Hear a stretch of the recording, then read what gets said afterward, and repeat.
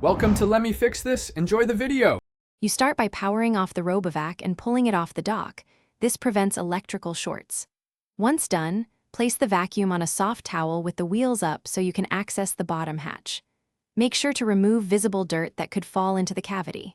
Use a Phillips #0 or #1 and a plastic pry tool.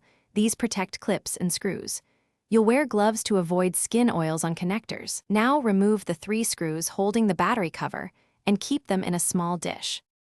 Once the cover is off, you'll see the battery and its connector. Note how the plug is oriented so you can reinstall it correctly.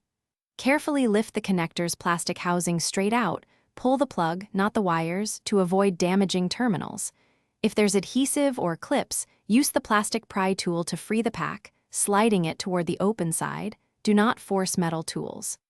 After the pack clears, set it aside on an anti-static surface and inspect contacts for corrosion or damage before replacing. To finish, align the new or serviced battery so the connector faces the socket and gently seat it into the compartment. This ensures pins line up correctly. Once seated, reconnect the plug until it clicks, then visually confirm wires aren't pinched. Before closing, power on the unit briefly to verify the vacuum recognizes the battery. If okay, power off and reinstall the battery cover with screws.